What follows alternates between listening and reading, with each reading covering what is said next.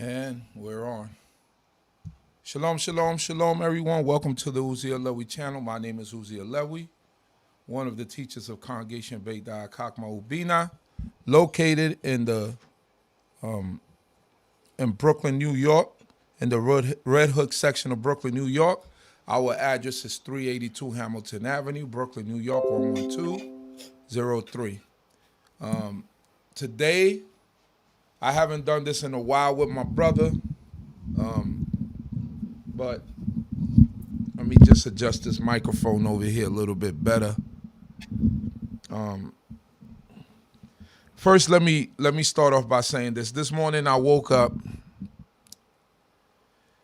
and like every other morning, you meditate, go to work. As I'm driving to work at about 5:30 this morning, I see a notification on my phone that says Brother Dwight versus Zion Lex on Sarnetta University. So to me, I'm like, I know Zion hasn't been in good stead with Sarnetta lately. So maybe this is something old that I don't remember. This is a old thing that I don't remember. Let me first start off by giving glory to the Most High God, the King of the universe, the God of Abraham, Isaac, and Jacob, our creator, our maker, the one and only King. So getting back to the story, so I see this notification and I'm like, all right, let's see when this was done, this live. And surprisingly, it was done yesterday. So I'm like, okay, something that I didn't speak to Zion about. So I didn't know he got back on Sarnetta's platform or whatever. So whatever, but I press on the actual link, get on it, and I see a brother by the name of Dwight, and Zion is about ready to have a debate, and I'm like, wow. Unbeknownst to me, I'm like, he usually calls me and be like, hey, Chief, tune in. But it is, Zion is Zion, so he gets on this it's him, Sarnetta, and this brother Dwight, and Sarnetta is, breaking down the rules of the debate. Actually, like staying very neutral, which is something very, for the first time that I could say that Sarnetta stayed very neutral with certain things, especially when it has to do with Kemet and Israel, going back and forth. But he was very neutral, giving time limitations. Had the big iPad with the stopwatch clock counting down and telling you got 1 minute, 2 minutes, like a real moderator, and hearing the actual debate and what was going on, I heard the brother speak about the word ships and what it meant and what it didn't mean. So he went into and I'm going to let my brother Zion get into it and explain it in detail and in depth. But, we got to basically the premise of Brother Dwight's conversation was, and for what I can remember, is that basically Deuteronomy 28 verse 68 is not talking about us going into captivity by the way of ships or on ships. You know what I'm saying? Like going back into Egypt, on ships into bondage, and basically just trying to discredit the transatlantic slave trade and what our forefathers endured through it. And that when we read Deuteronomy chapter 28, verse 68, we always put, as Israelites, we always use that as our, our notifier to show that the children of Israel are the people that were sold into bondage into the four corners of the earth, the so-called Negro, the Caribbean, and us who are in South America, Central America, the Caribbean islands, et cetera, et cetera. So he just was trying to disprove that by trying to use one word, which is the Hebrew word for ships, in actual in the actual Hebrew scriptures. And he was just, we're gonna get into it. My brother's gonna get into it. He was saying that the word doesn't mean ships, it means sorrows, and therefore, the debate went back and forth. But I must say this. I must say in the debate, when I saw the debate and I saw the going back and forth, when I first read the comments, I was like, from the comments, I thought, man, Zion must have wet the bed or something. He messed up. And once I got into, all I needed to get into was about an hour and maybe 20 minutes of the debate to understand the gist of what was going on. And once I heard my brother break down the word and give the understanding of it and show and cross-reference it, then I understood, all right, this is just when my brother gets on these channels, my brother Chief AVDIEL gets on these channels, he just doesn't get any love, right? Regardless of what happens. So if he begins to get, as they say, turn up, which these platforms, right? This is what a debate was about. It was a lot of scholarship and some showmanship. So the turn up was for the showmanship, almost like a rapper's bravado, because this wasn't especially the House of Consciousness, debates in the House of Consciousness always had a tinge of performance. Am I correct, my brother? That's a fact. They always, from when you walked in, you come from a standard of debating from a college standard where that wasn't permitted. But Right. since we are a people with spirit or whatever, it was allowed in our forum. So all of a sudden people started getting mad. Zion is yelling, he's screaming. But I didn't look at it as that. I looked at it as it was the norm for that platform. This is what it was, the turn up. You know what I mean? Yep. I don't want to offend him, but Professor Small got turned up on. You know what I mean? And that's a fact. So everybody gets the turn up.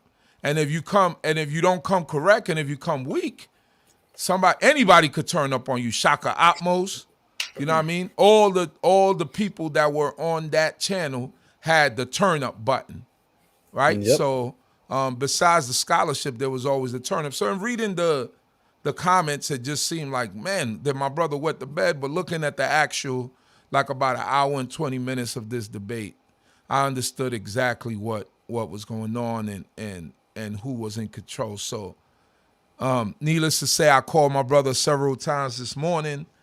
I didn't get him. He must have still been sleeping because I was calling him very early. I thought he had one of those, waking up early mornings, which he usually has, and he gives me a call.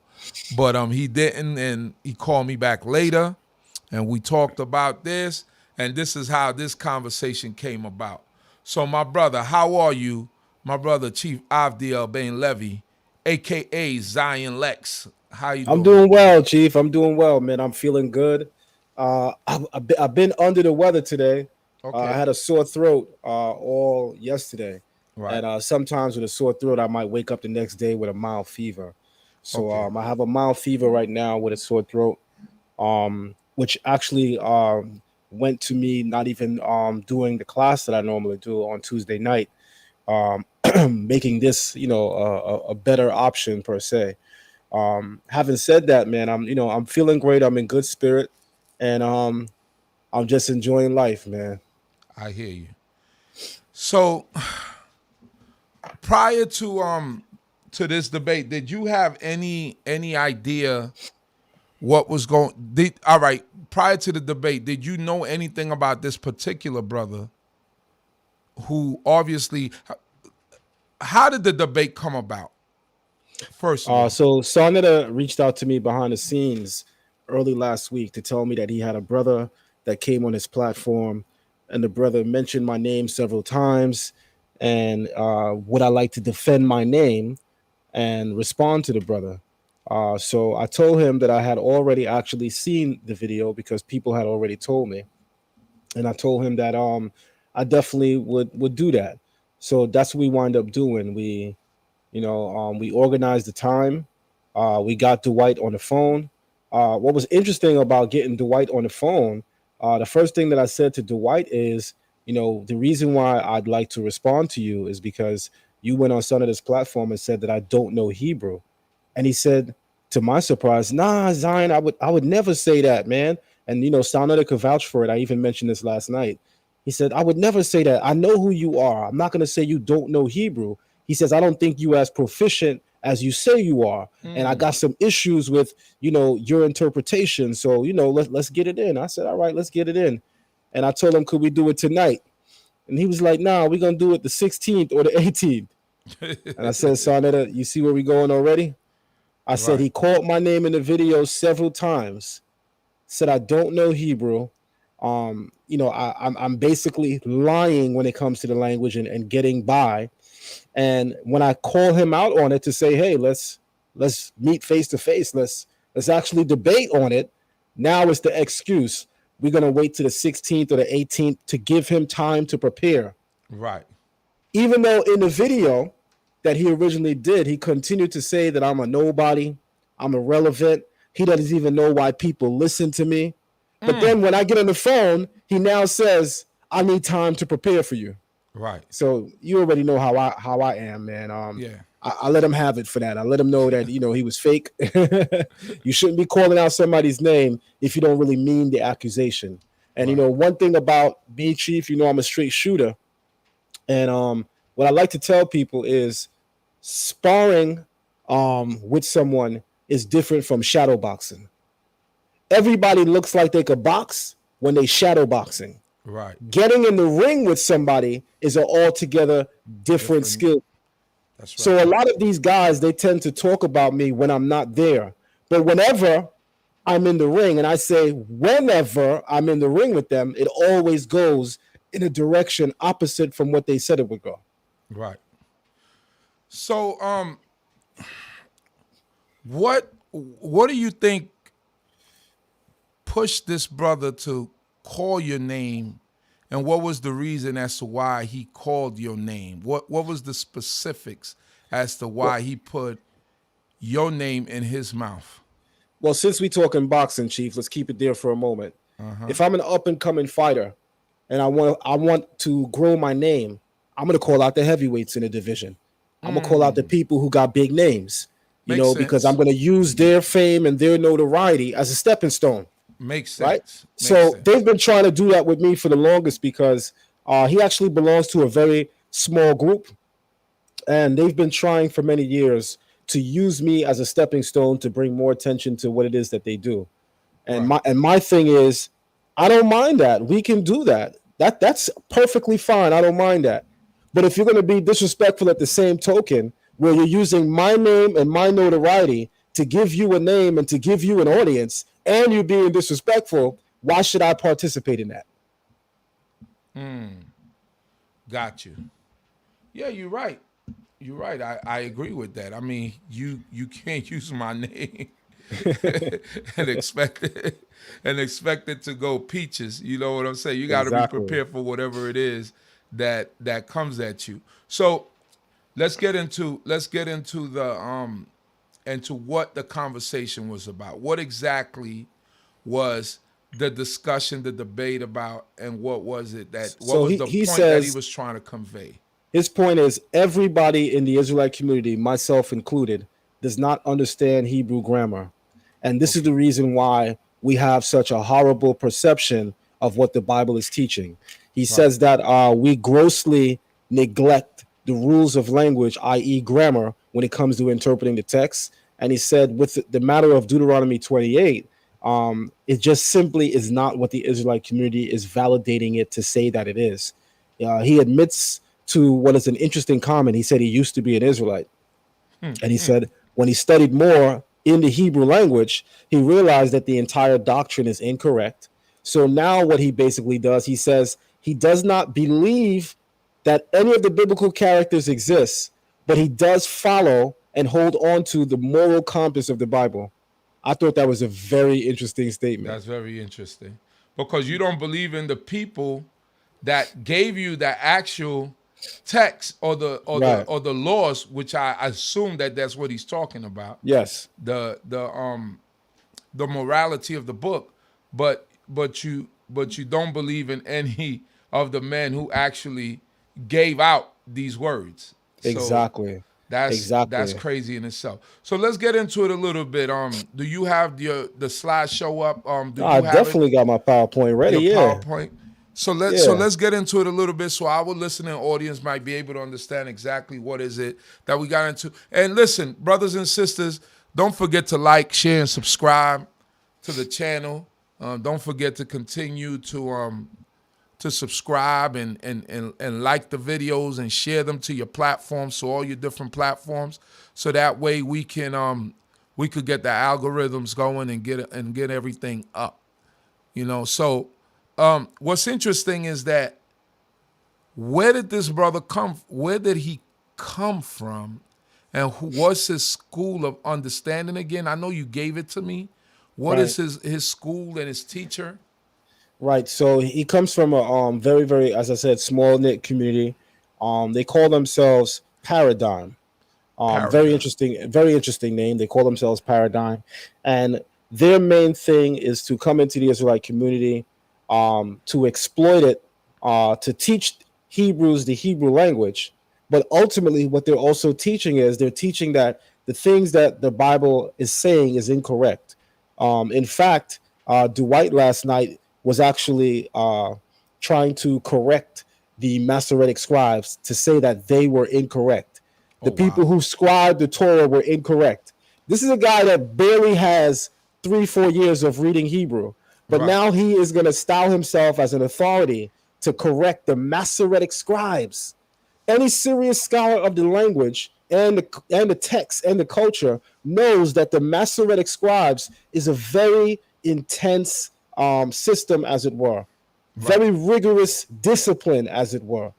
To Right. correct them, you had better really not just know the language, but have a firm grip on the culture and the text as well. Meaning, you might want to practice this way of life too, because you can know a given language, right? Right. Like, let's say Hebrew, but that doesn't mean you're going to understand what the Hebrew Bible is teaching because you speak Hebrew.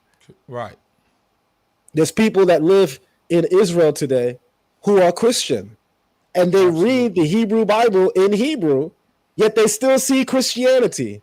So Right. knowing the language is not the end all when it comes to interpreting the text. And Right. that's what these guys miss out on. Right. So I guess you could get us started as to what is it exactly that this brother was trying to convey, and what Okay. was it that was your rebuttal? Okay. So his contention is that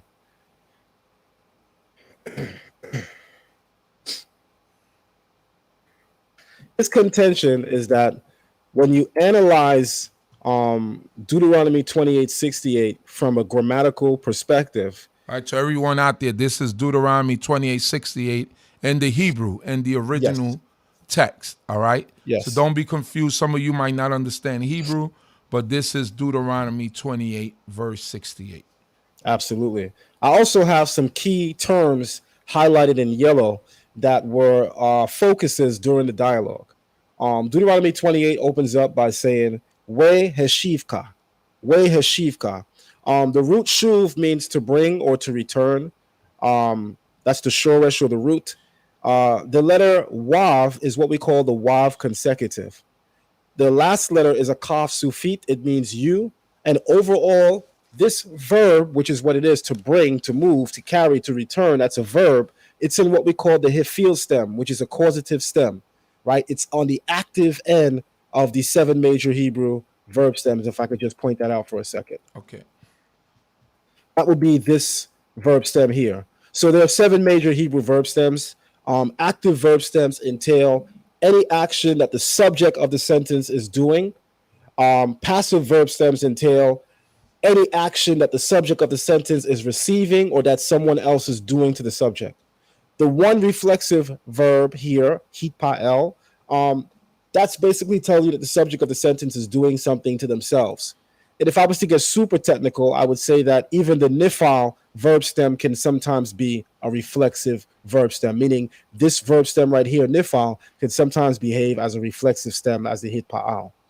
In this verb stem, which is the operative verb stem that we want to focus on right now, hifil, it's, as you see, it says active and causative. What this means is that the subject of the sentence is doing some type of action that is causing something to occur. And that's highly significant because now when we scroll down, we look at we hashivka, the verb is to bring or to return, but it's prefaced with what we call the hifil verb stem. So it says, and you will be caused to brought, and then you have the name of the creator. So Right. the creator will cause you to be brought or to return. Right. And then it simply says mitzrayim, which we translate normally in the Bible as Egypt. Egypt, correct. Then you have the phrase ba aniot. This word we kind of got stuck on last night, and I'm not really sure why. I thought this was very open and shut in terms of how easy it is to get around. Dwight tried to argue that this word ba'aniot is an incorrect rendition of another term, which is a term for mourning in Hebrew, which is very similar. In fact, he said that he said that the text was incorrect. He said the text is incorrect. Remember, with 3 and 4 years in the language, last night he was trying to correct the Masoretic scribes. Not only Masoretic scribes, what about the hundreds upon thousands of people that came after the Masoretes, that read the book, that studied it, that dissected it inside out, and that never said that that was incorrect? Never said that was incorrect. Never said that. But I digress. Go ahead, man. It shows you the arrogance in the community that this is a guy who last night admitted he didn't know how to put together a PowerPoint. This is a guy who admitted last night that he doesn't know how to hook up his computer so that he can do a presentation from the laptop. But this is also the same guy that says he's going to correct the Masoretic scribes. Mm-hmm. So, there were a lot of statements that were made by him which were very empty. I'm going to reshare my screen just once more to point towards the operative term that he was attempting to say that this was. So you guys should see this in a couple seconds. And here we go. All right, boom. So we're now looking at the word. Let me blow it up. We're looking at the word ana. Ana, spelled be'ivrit, aleph, nun, hey, with a kamatz vowel pattern, which is what we call the pa'al stem or the simple kal stem, as you can see here. That means to mourn. It certainly does. But what's interesting about Brown Drivers Briggs Hebrew dictionary, which is the dictionary that this is in, and it's the dictionary that he has and I also have, it not only tells you what the word means, but it tells you exactly where in the Bible the word was ever used. Right. So it's not simply saying that this is the word for mourn. It's giving you the places in the Bible where it's used to mean mourn, Isaiah, and that's significant. So Isaiah 3:26 and 19:8 both employ ana to mean mourn. And then aniya, which is obviously very similar to aniyot or aniyah, which also means ships. It means to mourn. And that's Isaiah 29, verse 2, and Lamentations 2 and 5. And that's it. There are 2 places in the Torah where this form, aniyah, is used to denote mourning. Now, when you scroll down, you come across the overall term again, ana, which this time it carries the connotation of vessel. So the lexical meaning takes on a new connotation right now, right? So now you have what's called a kataf, kamatz, and then you have the kirik, and then the nun and the yod. So this is aleph with a kataf kamatz under it, the nun with a kirik, and then the yod. That entails ships or fleet. And it's used in 1 Kings 19:26. It's also used in Isaiah 33 and 21. And then aniyah, once again, is used to denote ship. And that's in Deuteronomy 28:68. So he pulled out this dictionary and only looked at the top half and Right. tried to convince the people that Israelites are misinterpreting the 68th verse because it does not say ships, it says morning. This is sloppy scholarship at its best. I'm going to say it again. Sloppy scholarship at its best. I say sloppy because all he had to do was scroll down a couple of entries under to see that in Deuteronomy 28, it doesn't render as morning, it's rendered as ship. That's a dilemma. Yeah, that's a dilemma for him. So that's when he hits a brick in the wall. And then that's when he does something which was also interesting. So allow me to reshare my screen once more. Absolutely. That's when he does this. And this made for the dialogue, in my opinion, to go in, this is where it began to really go left. So he says right now that Ba'aniot has a kataf kamatz, a kilrik under the noon, and then the yod, the kolam, and the tav.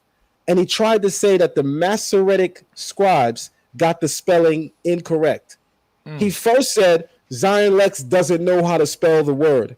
First of all, unlike him, I wasn't holding up a white scribble board and writing things. Right. I was showing the text from a digital copy online, Safaria.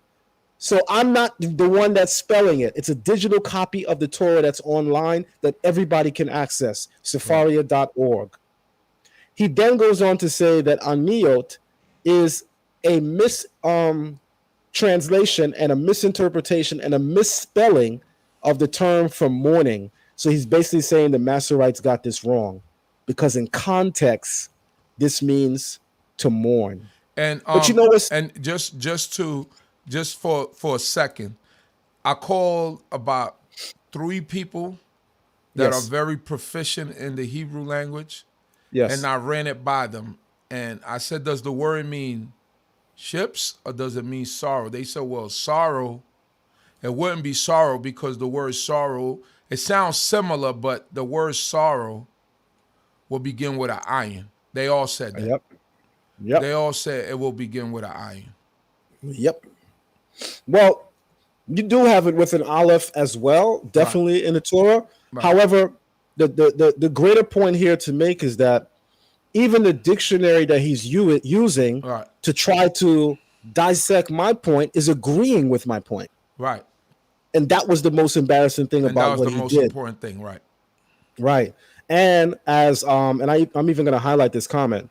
As Ashley just put in the comment section, he didn't have a single source to support any claim that he made. The Absolutely. entire night he held up a whiteboard, Right. began to scribble on it, and Right. then tell us what he believes it means. Right. He did not verify through any source other than himself to agree or disagree with anything that he said. Right. In other words, he doesn't believe a faith-based text like the Bible, but he expects us to have faith that he's telling the truth. That he's telling the truth.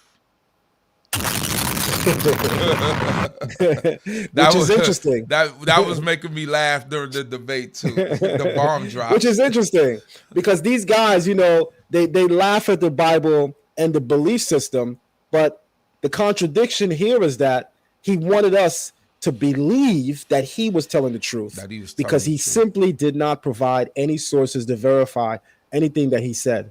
This Right. is why the scholarship was sloppy. Walking into it, I already knew what this was going to be because, like I said, one thing you know about me, Chief, is that I study people. Right. And so if I'm ever going to enter in a dialogue with somebody, it's never on the fly. I know exactly who you are and what you're about. I Right. don't sleep on anyone. I always do my homework before I have a dialogue with anybody. Always do my homework. So I already knew my opponent, as it were. And one thing, when you know your opponent, you're already pre-qualified to have an edge in the dialogue because you know what your opponent basically is going to bring. So not only did I point out that his translations were incorrect, Right. but I also pointed out that if you go to the Samaritan Text of the Torah, which is regarded as a very old text as well, And according to some academic circles, the Samaritan text is even seen as being older than the Masoretic text. Right. So, in terms of textual criticism, one of the things that we perform or do when we're performing textual criticism is to compare and contrast text sources. So that's why I have the Samaritan text pulled up here to see what way, if any way at all, it's differentiated from the Masoretic. So the first word is the same, Weheshivka, right? Adonai or Yehovah. This is a new word per se because it has an additional letter. In the Masoretic text, and I'll pull that up It's right, bro. really quick, it's simply spelled Mitzrayim, Right. right? With ending with the mem sufit, Right. right? The closed mem. Then in the Samaritan text, it has an additional letter, the letter He. That's because this entails direction. It's pronounced Be'ivrit Mitzrayma. There would be a kamatz underneath the letter mem, Right. and together with the He, that means towards. So in the Samaritan text, it says, and the Lord will bring you back towards or to Egypt. And then it says, Ba Oniot. Oniot. In the Samaritan text, it says, excuse me, in the Masoretic text, it says Aniot, spelled Aleph, Nun, Yod, Kolam, Tav. But in the Samaritan text, it's spelled Oniot with the addition of the letter Wav Wow. between the Aleph and the Nun. And what was even most interesting about that, Chief, is that in his presentation, he looked at this form, he wrote it on the board, and he said, if you want to say ships, this is how you would spell it. Well, in the Samaritan text, it's there. And that point totally went over his head. Right. Right. You basically agreeing to the same thing. It's just in He's one saying text. the same thing because I pulled up what's called a textual variant from what is even regarded as an even older source to show that even the older sources, because remember, he's now saying that the Masoretic tradition is incorrect. The Masoretic scribes got it wrong. So I said, okay, let me go to the Samaritan Torah. By the way, the Samaritan Torah is written in Paleo Hebrew. I have a very unique copy of it. This is written using the Assyrian or the Aramaic characters. Right. But the spelling is still the way that is represented in the Samaritan text. So the Samaritans agree that it's not saying morning, it's saying ships. Even in their interpretation. That killed him. And it also went over his head, by the way. He didn't even realize it. Yeah, I think what happens when a lot of these guys come into debates, they so focus on the one thing that they're focused on that they feel like they have an advantage on. And then when someone, turns it around on them and shows them like, that's not really how it, that's not really what it says, then they don't have a plan B or C or, us coming up, we always had a plan for any different scenario. Yes. Those guys always. just stay stuck on one gear, and when you start shifting gears on them, they stay behind. And that's what I've realized in that debate. I was like, it was almost unfair. I think that next time, before he call you out for anything, he might need to make an appointment. You know what I mean? I definitely agree. Make an appointment. In fact, I don't think he's qualified to have that dialogue with me. I think that the teacher, the leader of their organization, should step up and take it. Not him. He's just simply not qualified. Who is the leader of their organization? An older fellow. I think he's like in his 80s. I seen his face one time. They call him Mats or Missy, like it's like kind of like sound like the name Missy Elliott, Missy something like that. Right. Yeah. So yeah. Having said that, what's interesting about what I pulled out for him is that it was clear that he wasn't ready for the things that I was saying. And to my credit, I was not simply saying things and just writing things and telling people this is what I think about it. I was showing people the sources. Right. That's what we call textual criticism, and that's what we call a correct way of debating. When you're in a debate, one of the things that's imperative, as you know, is citation. You got to cite your Absolutely. sources. You got to cite your sources. So again, I'm sure he's only going to realize it now because they're watching. He's only going to realize it now that damn Zion's point definitely took him off his square. It Right. went over his head last night that the reason why I went to the Samaritan text was not to show off that I have it, was to show that even an older text, older than the Masoretic text, Says the still same thing. agrees with my point and Right. spells the word ships in the way that you said represents ships. Ships. Right. Killed him with his own argument by Right. going to a much older text. I came prepared with much more, by the way. I'm still not going to show everything. As Yeah, you you know, I don't hold show back. your whole hand, yeah. Right.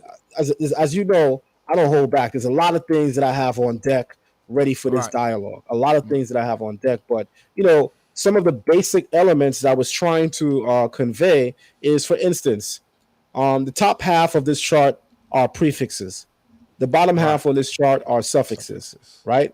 The letter bait with a schwa, what we call the vocal schwa, means in or with, right? It's a Right. preposition. It means in or with. As a prefix, as the first letter in the Hebrew word, not being part of the root of the word, it simply means in or with. But that's only when it takes what's called a schwa. When there's either a patak or kamatz under the bait, it doesn't mean simply in or with. It now means in the or with the. And that difference or nuance is honed in on by the presence of either a patak or kamatz. So that vowel, these A-class vowels, render the letter bait as a prefix, not simply as in or with, but now as also including what's called the definite article, the. Duh. All right? Now watch this. In the word for ships, it doesn't simply say be aniot, which would simply mean in ships or with ships. The vowel kamatz is under there, chief. And remember what we just said. With a kamatz or patak, it means in the or with the. The definite article specifies and highlights things of great importance. Which book? The book. Which store? The store. Which guy? That's the guy. Right. The man. Right. When you use the definite article, it's to stress and emphasize something. In the word for ships, it's prefaced with the letter bait and the vowel kamatz. So that's to be translated as with the ships or in the ships. In the ships. This point also went clearly over his head last night, and I'm going to break it down very slowly. Okay. We all know that the transatlantic slave trade is not the only slave trade unique to having ships for transporting slaves. Right. The Romans transported slaves on ships. Right. The Assyrians did, and even the Egyptians did. Much later on in history, by this time, Egypt is a crumbling empire. This is way out in the New Kingdom period where most of the pharaohs are fizzled out. Most of the Nissus are already fizzled out, all right? But the point is, the transatlantic slave trade is not unique insofar as it's the only slave trade by way of ship. There were several slave trades by way of ship. So now the question is, how are we to know that this is a reference to the transatlantic slave trade when we know from history there were several slave trades by way of ship? And that question is answered with the presence of the kamatz underneath the bait, rendering it in the ships or with the ships. Because what that's now saying is something we already also know in history. It is a fact that there was slavery by way of ships, but there's an even greater fact. No slavery by way of ship compares to the size and scale of the transatlantic slave trade. None throughout history transported that many slaves, lasted that long as the transatlantic slave trade. And this is why the Masoretes decided to put the kamatz under debate to not simply render it as in ships or with ships, but in the ships, using the definite article to emphasize that this event by way of ship is not to be compared to any other event by way of ship. In fact, it eclipses all events by way of ship. The bomb drop. And that point also went over his head, right? Absolutely. So, again, I Because was in. because he was so caught up in his and what he was trying to show you that he could not listen to what you had to say. Yes, So no matter what you were saying, he just knew that he was right. He couldn't see it from any other angle or any other eyes, right? But his eyes and it was just I got a headache by watching this presentation because he has a cell phone, and with the cell phone, he was trying to show in the Tanakh, and then he was trying to write at the same time, and that's never good. That's a headache. You know what I mean? That's that's a right. headache. And the way you present it, just like this, nice and clear, even if a person didn't know Hebrew, they could see in the That's right. presentation That's who's right. actually presenting, That's right. One thing I better. learned years ago, Chief, and I learned this from our teacher, may his memory be blessed, Chief of Chiefs, Chief Naftali. You know how much we love and admire and respect him as a teacher. I remember him saying once that the goal of communication is that you reach your audience. So you shouldn't speak utilizing language that goes over the head of your audience, right? You should always keep in mind the aim of communication. The aim of communication is that you're trying to connect with your audience. So, like people like Brother Polite, they use every big word in the dictionary, hoping nobody understands it, leaving people feeling like, oh my God, he's so smart because nobody knows what that means. Right, Well, I guess to people who are simple, that was a skill set. right. But to people who are seasoned in academia, you failed because the goal of communication is simply that you connect with your audience. With your So if you audience. notice, when Dwight is speaking, he's using highly complex Hebraic terms Right, to break down before an audience that right. absolutely doesn't know Hebrew. Doesn't That know Hebrew. automatically lets you know he's not a Hebrew teacher. Right. Because he was just so focused. He was just so focused on what he thought was right. Any And that's what I teacher, was saying. you know, any teacher knows that real teaching is when I can reach the elder, I could reach the young head, and I could reach the babe.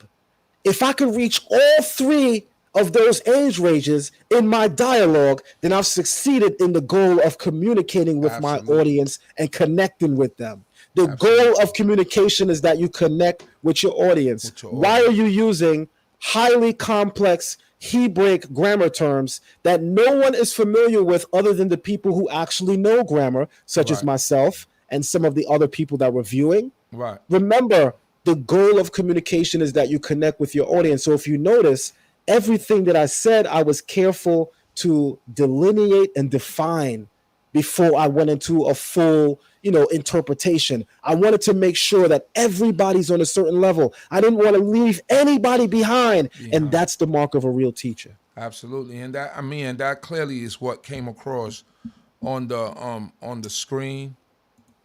I commend you. I always commend you because you always stand for Israel. I think that a lot of people they need to acknowledge that, right? Like these debates with these people, with these Egyptologists and the conscious community, these debates were we were behind the eight ball at one point, Yes. right? Because people weren't getting into language and studying language and doing things of this nature. But then you got into the meta, you started flipping some of that stuff around to the point now where they don't even want to debate with you when it Fact. comes to all of this stuff. So I always try to tell people, our brother Chief AVDIEL, he's out there fighting the battle that y'all don't see. He's out there keeping them brothers at bay from trying to tear some of these other people up. So I think we need to support him and understand his value within our community because at one point, I mean, the like mid 2015, 2014, boy, them boys was going. Yes, yes, Them boys was yes. going. They had a That bunch was of them boys that was, I mean, they was trying to eat our food out here. that was a full lineup. That was the Sarah Suit and Seti days. That was the Young Yeah. Pharaohs. Yeah, That was Uncle your Kent. Ankh. Yeah, you had the full lineup out there. And for whatever people think, you had a couple of people here and there that they think, but you came and I mean, you was the one dropping napalm. They was shooting, they was shooting they army issued rifles. Yeah, everybody get that in the war. You know what I mean? You get your four you get your 4.5 and you get your M16, you know? You take little That's shots. You remember the movie Harlem Nights? Last night with Dwight reminded me of the movie Harlem Nights. Remember in the shooting scene, Right. you got Arsenio Hall and a couple of the people that's with him. They busting shots from I know. full assault rifles, Yeah. and then they got a guy with them that got a 6-shooter. Pop, Yeah. pop, pop. So last night I had the AR-15 ready, but Dwight kept coming with the pop, pop, pop. I try to always tell people that my brother's out here doing the good work, and and like I said earlier, Sarnetta TV, Sarnetta Studios, Sarnetta University, all those platforms were built on. Yes, they were built on debates and bringing out the knowledge, but they were also built on performance and entertainment. If you've been around long enough and you've seen that platform, you know what it's about. A debate wasn't just a debate. It was flexing. That's What we right. call flexing, right? That's right. Almost like what rappers do when they start talking, they jump. That's That's right. what, because we come from a different point of view. We have a different type of spirit, That's right. right? That's So right. so when people see your bravado, I'm like, nah, that's what they do in that platform. You know what I mean? Like, so what? He turned up. So it wasn't your turn up wasn't a disrespectful turn up. You was just like expressing like, I dare you come and call me out and you're not even on point. You know what I'm saying? Yep. That's just like dropping bars, It's just like dropping bars. So it's crazy how people as a whole, I don't. Where did he appear? Like, why did Sarnetta even give this brother a platform? Well, Did you ask you know what Sarnetta it that? is. You know what it is. Their community, the conscious community, the Sonata TV platform, they don't understand Hebrew language, and Right, obviously this is not a shot. This is just the truth. Like Sonata doesn't speak Hebrew, nor does he pretend to be. Right. And many other people that are on their platform don't speak Hebrew, nor do they pretend to. right, So, for when you don't know or don't possess a skill set, and then here comes someone that at the least bit appears proficient in whatever given skill set, then you're going to yield to them and you're going to believe that, okay, this person really knows their thing, especially if that's coupled with passion. Because remember, Chief, like, you came in this way of life earlier than me. I only came in '94. I believe I met you in '95 when Shema opened right, that summer, right? That's when we met. And as you know, in '96, we teaching in the temple, the young men, you teaching even before that. You right, teaching even before me. But right, my starlight per se, or my first moment in the spotlight was at Shema Israel in 1996. Every first Sabbath of the month with the right, SOG, the young men. right, And that's when I began to, get in the groove of understanding what it is to teach. At times when I came down, you would offer criticism. Young right. Chief Naphtali would offer criticism. Everybody would offer criticism. And then together that edified me. So I'm saying that to say what a lot of these people are unaware of, specifically when it comes to us and our community, we've been doing this for quite some time now, and we are very seasoned. Right. Absolutely. It's part of it. It's part of Yeah. our being raised up and doing this. So the next question is, no, I know. Remember a long time ago there was you were gonna have a debate with Jabari, Yes. and there was someone, and I remember because I was there. Jabari, think I was there that day when Jabari expressed to you, say, there's Zion, there's people. This was in the background. So Zion, there's some people that send me some stuff and try to some stuff in Hebrew and Yes. try to Yes. say. Yes. Remember that? I Yes. got that. I Yes. still have that video somewhere. I Yes. have it. I'm gonna. Yes. So, So is this that same group? so as Chief UZZIEL is bringing out to the public right now, this same group paradigm, when I was debating Brother Jabari, Right. they were emailing him, they were texting him, and they were saying, we could give you information to take down Zion Lex. And Jabari refused it. I have to commend Jabari. And one thing I gotta say, hindsight is 2020. As much as me and Jabari may beat up on each other, the reality is Jabari stood on what he says he's about, Ma'at. Because Jabari reached out and said, Zion, these brothers reached out. They had information that they said they wanted to use against you that they could arm me with, but I digressed and I said that I wouldn't do it. And I had to take a step back and say, what's most interesting about this?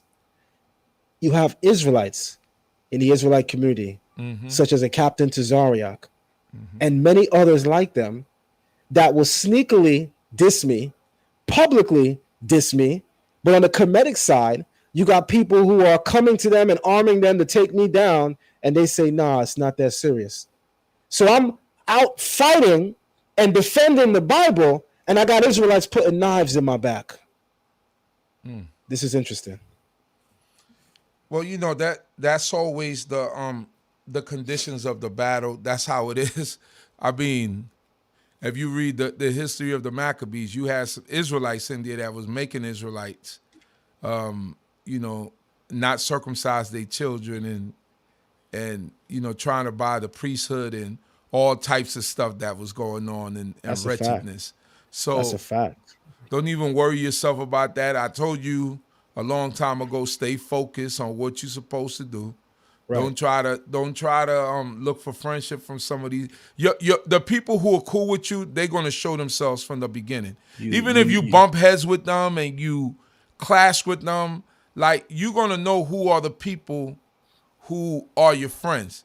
Now, if you continue to think that someone is your friend and every time you turn around, they got the knife up, and then because you look back, they put it down, you got to know that at some point you're going to slip and that knife is going to end up in your spine.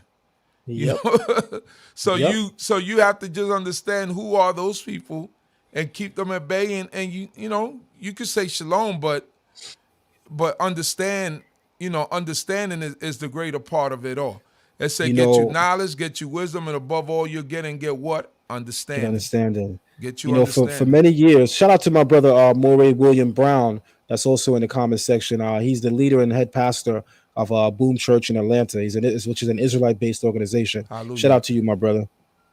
Having said that, for many years you would tell me, Chief, I see that there's a couple of people in the Israelite community that you have a lot of respect for, and you openly say a lot of things about a lot of different people, mostly positive. And you told me, you said you should be mindful about that because everybody may not feel that way in terms of reciprocating that energy with you. And that's something that I obviously had to learn over the years the hard way. I had to learn the hard way that there are a lot of people in the community that I smile with and that smile with me, but behind the scenes, there's a lot of funny business going on. You know what I'm saying? And for many years, things would come my way and people would tell me, but I've always tried to look past it, because one thing that I try to live on is believe who a person says they are until they show you otherwise. I'm going to say it again. Believe what a person says they are until they show you otherwise. So I come from that old school thought that says, if you saying this is what you about, I'm going to believe you. Until you show me otherwise. Right. And with some of these people, they've shown me otherwise. Namely, for instance, Captain Tazariak was going hard in the comment section yesterday, dissing me. Mind you, I'm defending the Bible, right? I'm defending the view that we all hold, but he's in the comment section dissing me. What's most unique about that, Chief, is I got a text message from him that's literally a month old. He reached out to me a month ago to ask me to help him with his debate in Jabari. The debate that he lost? Oh wow, I didn't even know that I know you told me that earlier, but I didn't even know that they had a debate, like an actual debate. Yeah, this the same guy that Tazariak has recent videos on his YouTube page. When I say recent, I mean in the last 5 months. Videos titled Tazariak Chase Zion Lex, with the information, or ran down on Zion, like basically titles that he demolished me on the African topic. But then what people don't know is he calls me behind the scenes and asks me for information. So I don't understand this kind of energy, Chief. I'm not used to it. Right. I'm used to, if you say you stand up, then stand up. Be that. Don't Right. tell me you are my brother in private, but in public, you a whole enemy. I never understood that kind of energy, Chief, because as you know, I'm not that way. I don't do Right. that to people. Right.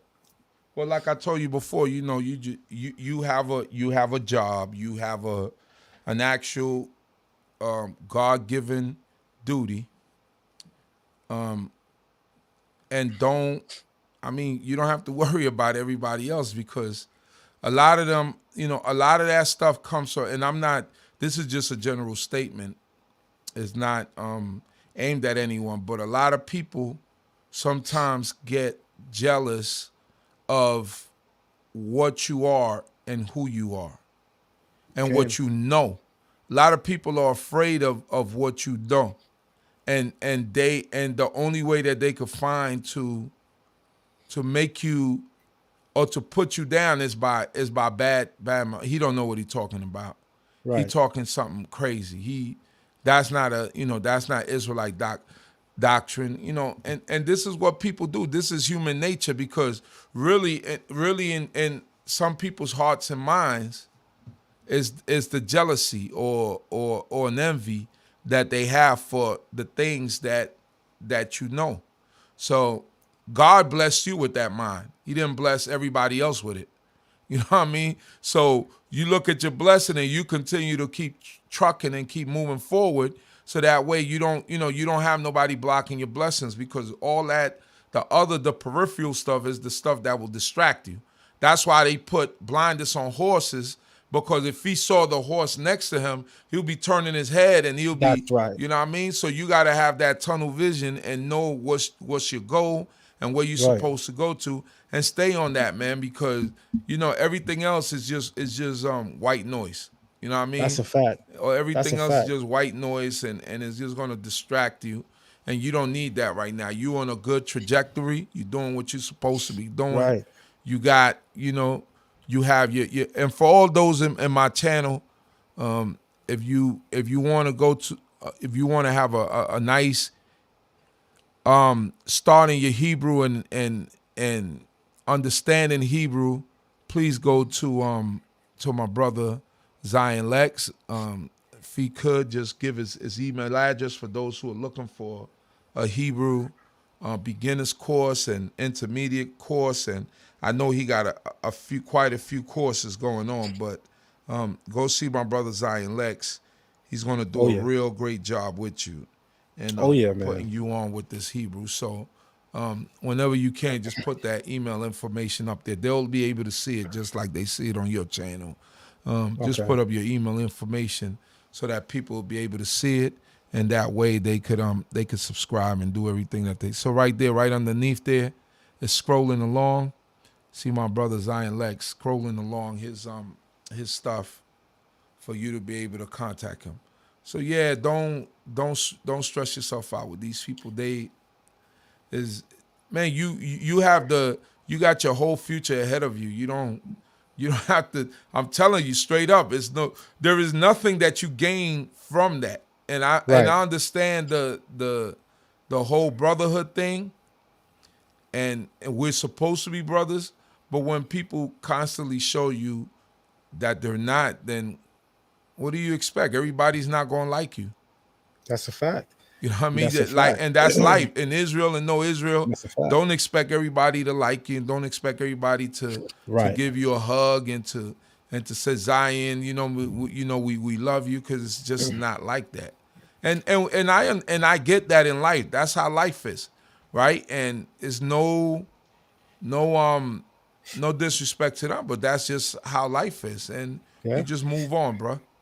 That is a fact, man. That is a fact. But you know what I'd like to do, Chief? What's I'd that? like to give the family that's tuning in a nice treat. I'd like to break down Deuteronomy 28:68 Let's do it. and just give that interpretation for the Let's family. go. Let's go. All right. So And we can end it with this so that so we don't make this too drawn out, and that excellent. people would come back and look at the video. Let's That's go. right. That's right. So again, the first word is we hashivka, which is the verb shuv or shiv, which is in the Return. field stem, right? The root is shuv, which means to return, to bring. Right. The last letter is the letter kaf sufif with a kamat under it, and that is a suffix that means you. The first letter is a wav, what we call a wav consecutive. It's conjunctive. Conjunctive. It joins statements. It means and, or is translated as and. So this is translated as and you will be brought, or and you will return. And then you have the name of the creator, right? So and Yehovah will cause you to be brought to, or excuse me, the Lord will cause you to be brought Mitzrayim. And I'm gonna stop there for a moment because when you look at this, shout out to my brother Hans Buckle, who recently moved from Philly, and he now lives and resides in Belize. We was on the phone for almost 3 hours last night. Shout out to you, brother. Tuning in all the way in Belize. Belize is an hour behind us, so right now it's 8:49 p.m. over there. Shout out to you, brother, holding down the Israelite community all the way in Belize. What's interesting about this phrase, Chief, is that since we do know Hebrew, and I even have the prefix chart up, remember, when you want to say 2 or 4, that's the Hebrew letter Lamed, right? You can even use Aleph and Lamed with a segol, the vowel segol underneath the Aleph, and then the letter Lamed, and that also means 2, right? So there's a couple of ways to represent 2, right? T-O in biblical Hebrew. You could use the letter Lamed, or you could use Aleph and Lamed with the vowel segol underneath the Aleph, which is L, right? Not to be confused with the term for God, which is ale, as in ginger ale, because the vowel underneath the Aleph in the singular form for God is the vowel zere, which is an A sound, right? So that's ale. We usually in the Israelite community, we say L, but we do that because of the theophoric names in the Torah, like Yisrael, and that truly is pronounced as L, with as an E-H-L, L, or L. But when it comes to the singular form of the created name, that's Ale. All right, that's neither here nor there. In the letter, using the letter Lamed as 2 or 4, or either an L, watch what's interesting about Deuteronomy 28:68. It says, and the Lord will cause you to return, and then you simply have Mitzrayim. Notice something, Chief. If this is telling us that we are going to Egypt, as in Egypt, the land of the pharaohs, Right. you would expect to see a Lamed here, to Egypt. To Egypt. Right. Or you'd expect to see an L. But the way the Hebrew grammar works, you would definitely look to see a Lamed here. Right. It should say Le Mitzrayim. If you notice, Chief, it doesn't say Le Mitzrayim. It simply says Mitzrayim. What's interesting about that is that's the only way you're going to get to Egypt. So now let's translate it accurately and listen to how it's translated. And the Lord will cause you to return, or will cause bondage to be returned to you. Because remember, throughout the Hebrew Bible, the term Mitzrayim is synonymous with bondage. This is why when you go throughout Deuteronomy 28, most of the language used is figurative. As we all know, a nation whose language you shall not understand, which shall swoop down like an eagle's wing, or like an eagle. That's not literal. That's figurative. Right. It says that the heavens above shall be iron in the early passages of Deuteronomy 28, in the early verses, right? And letting us know that we won't receive our rains. Obviously, it's not telling us that the sky is going to be iron. It's figurative. So most of the way that the blessings and the curses are described in the Bible is figurative in nature. That should definitely be pointed out. So notice this. It's not saying to Egypt because you don't have a lamed. It says, and the Lord will cause you to return, or will cause to return to you bondage. So Mitzrayim is not to be taken literally here. It's figurative and it represents bondage. In other words, the text is telling us that the Creator will return us to servitude and slavery in the same way that we experienced it in Egypt of old. Hence why it uses the term Egypt or Mitzrayim. Now watch this. Let's go to a textual variant, which is the Samaritan text. I didn't get a chance to do this last night because he was all over the place. Sonnet is timing it, so I didn't have a chance to be focused and go in the way I'd like to go in and present. Right. So here's what I will point out. In the Samaritan text, however, it is directional. The Samaritan text is seemingly pointing towards the land of Egypt of the pharaohs. Right. But what's problematic about that? This is the Samaritan text. The Samaritans are the wicked of the land. Remember, the king of Assyria, when the Assyrian captivity occurs, he exiles the 10 tribes and then puts in place people from nearby Assyrian villages and city-states. And remember, the Bible says, the Torah says, that they did not want to keep the laws of the land. Therefore, the Creator caused the beasts of the land, the lions, to come after them, so that they were compelled to follow the laws of the land. But this was due to fear. It was not in their heart, to keep the Torah. So that's significant. The Samaritans all throughout the Bible get a bad rap. They did not hold on to the tradition of our fathers. Yes, to this day, you have a segment of a people called the Samaritans that observe the Bible to a certain extent within their cultural paradigm and tradition, but that's born out of fear. The Creator forced them to do so. So they was not doing it because it was in their heart. It was inspired by fear. And what's interesting then about that is they were never connected to our tradition because Samaritans are not Israelites.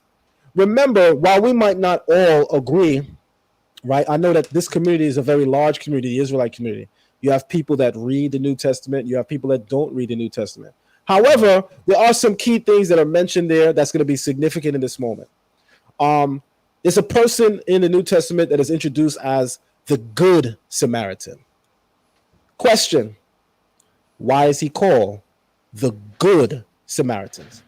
If Samaritans keep Torah like everybody else and they hold on to the tradition of our fathers, there's no need to single one of them out and say that he's good because they're all good, right? They follow the Torah.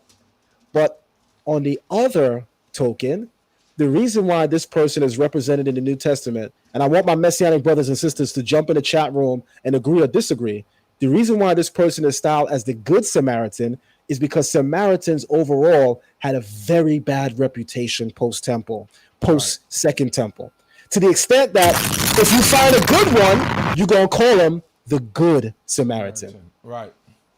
So that's significant to note now because it's only in the Samaritan text that it points towards the land of Egypt, right? Which means that this is their belief. But remember, they're not Israelites. So they don't have the final authority and the final say-so. And this is why we hold to the truth that the Masoretic tradition is authoritative, because there are several textual variants in the Samaritan text that will disagree with key areas of biblical teaching, such as this one. And this is why we hold the Masoretic text to be authoritative, because the Masoretic text is true to what we are teaching about Torah. Right. So that's why that's significant. So moving on now to the word ba'aniot, the sentence should be translated as, and the Lord will cause bondage or slavery to be returned to you. And again, it uses the term Egypt or Mitzrayim because it will be the same type of slavery experience there. And it doesn't say simply in ships or with ships. Remember, ba'aniot means in the ships or with the ships, emphasizing the size and scale of this event. So we're talking about the transatlantic slave trade, which was the greatest slave trade by way of ship. Then you have Baderek Asher Amarti Leka, by the way of which I said to you, Lo Tosif Od lir'ota, you shall not see it again. Then it says, wehit makartem. Wehit makartem. Now, the brother Dwight said that Israelites don't know how to translate Hebrew because this does not mean, nor is it to be translated as the King James does, you shall offer yourselves as male and female slaves, but no man shall buy you. I agree. The King James translation is incorrect.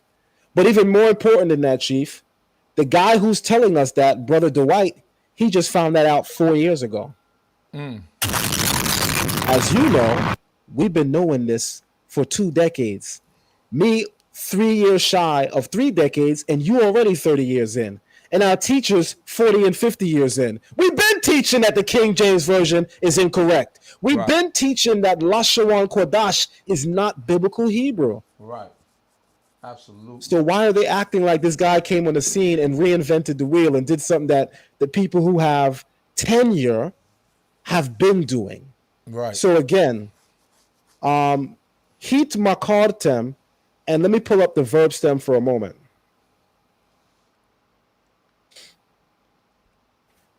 Okay. Looking at the hit pa'el verb stem, as I said earlier, you have what's called the reflexive stem, which is the hit pa'el, which means the subject of the sentence is doing something to their self. All of the verb stems are basically codified by what we call their vocal pattern, as well as the appearance of certain letters, like the hey followed by the kurik in the hefil, the hey and tav, which gives you heat in hit pa'el, the hey in hufal, and then the vocal pattern in pa'al, which is a'a, the vocal pattern in pl, and then the nif'al is normally prefaced with the letter nun and the vowel kurik.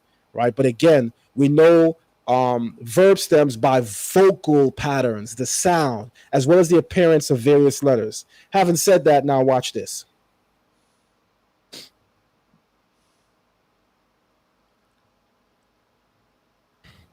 In the word hit makartem, it's obviously in the hit pa'el verb stem, which, as we just explained, means anything that the subject of the sentence is doing or causing to themselves. The subject is causing something to happen to themselves. The verb here is makar, and it's in the kal stem, otherwise known as the pa'al stem, right? The kal stem is what we call a simple active verb stem. The subject of the sentence, it's active, so the subject of the sentence is doing something, and the action is simple. The verb makar is to sell. Then you have tem, which is you in the plural. So hit makartem is to be translated as, and you shall sell yourselves. And you shall sell yourselves. And there, sham, le oveka, le avdika, we lish pachot, we ein kone, as male and female servants to your enemies, and there shall be we ein kone, and no buyer or redeemer. Redeemer, because remember, when we buy something, the synonym is to redeem. You've redeemed something. So remember, Deuteronomy 28 is written in what we call figurative prose or simple prose, right? We know that there's Hebraic prose all throughout the Bible, right? We know about the song Ha'azinu in Devarim, Deuteronomy 32. That's deeply figurative, right? Deuteronomy 28, as we know, is, when we study it in context, is written very figurative. So we'en kone is translated as, and there shall be no buyer, but it means, and there shall be no one to redeem you. But I'm going to validate those statements, because unlike my counterpart, I'm not simply going to tell people this is my opinion. I'm going to validate it with sources. So here we go. So to first stress the notion that makar means to sell, and it's figurative, I want everybody to look at the screen. Here's the verb makar, Strong's number 4376. It's a primitive root. To sell, literally as merchandise, a daughter in marriage, or into slavery, or figuratively at all, sell away or self. Notice, Chief, that the term figuratively is used when describing that you shall sell yourself. Right. And that's the point to hone in on. Right. Deuteronomy 28:68 says, and you shall sell yourselves. That was never to be interpreted literally. As you can see here, it's figurative when it's referenced to yourself. You see that? Absolutely. All right, now watch the further proof. In 1 Kings 21 and 20, it says with regard to the king Ahab, I have found you because you have sold yourself to do evil in the eyes of the Lord. Now, Ahab did not physically sell himself to do evil. I mean, what is that? You Right. sold yourself to do evil? It's figurative. The sentence is trying to teach and stress that Ahab is the cause of his own demise. Hence why it said, you sold yourself to do evil in the eyes of the Lord. Hence why later on in the New Testament, it comes and says, the wages of sin are death. The Death. reason why that statement is made in the New Testament that the wages of sin are death is because of an older Old Testament tradition, which teaches that when a person is deep in sin, whatever judgment that they get from the Creator, they earned it. They work for it because they sold themselves to do that which is evil. Which is But that evil. term is figurative in nature. It's never literal. Just like here, Ahab didn't literally sell himself. Another text is 1 Kings 21:25, which reads, but there was no one like Ahab who sold himself to do wickedness in the To do sight of the wickedness. Lord. Again, Right. the term hit makar is used in a figurative sense to emphasize that Ahab is the cause of his own demise because he did not sell himself to do anything physically. It's figurative language. In fact, Chief, It's like we say all sellout. Well, we say you a sellout, man. right, it's figurative. Yeah, You a figurative. sellout. Yeah. So every reference in the Torah, Chief, where the verb heat makar is used, and this is what these guys don't talk about. Every appearance of the term heat makar, it's all figurative. Wow. So the last reference is 2 Kings 17:17, and it's referring to the entire nation. And it says here, and they sold themselves, talking about all of the Israelites, to do evil in the sight of the Lord and to provoke him to anger. Look at the term. Wayit makaru.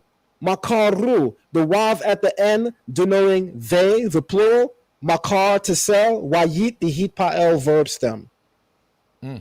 It's figurative. So Figurative. everywhere in the Hebrew Bible where the word hit makar is used, it's always used figuratively and never literally. And that's something that escapes these guys because remember, Chief, they don't study the Bible to live by it. They Right. study the Bible to teach it to other people, right? In their community that they, because they also teach for a fee. And there's no problem with that. That's okay. But they study it to teach because they make money on it, but they don't live by it. On top of that, they also critique it and they say that the biblical writers have it wrong. And not the translations, not the English, they're not stopping there. They're saying even the original Hebrew is wrong. Oh wow. This is why these guys Yeah. don't deserve any kind of merit or mention because they're all over the place with what it is that they're doing. So again, the term hit makartem, whenever it is used all over the Bible, no matter what form it is, so long as it's in the hit pa'el verb stem, it's always used figuratively. Every last place, Chief.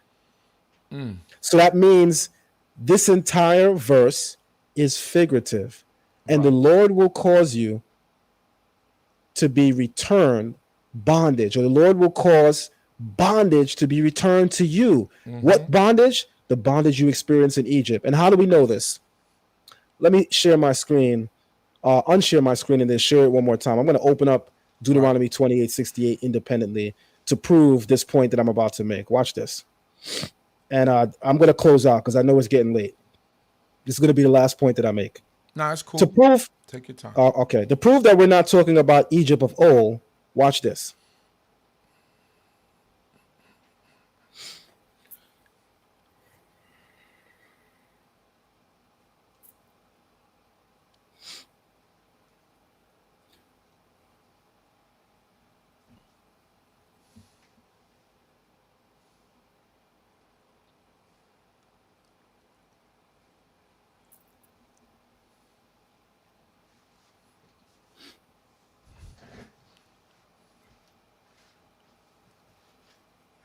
Your sons and your daughters shall be delivered to another people while you look on. Your eyes shall strain for them constantly, but you shall be helpless. Right? Watch Right. this.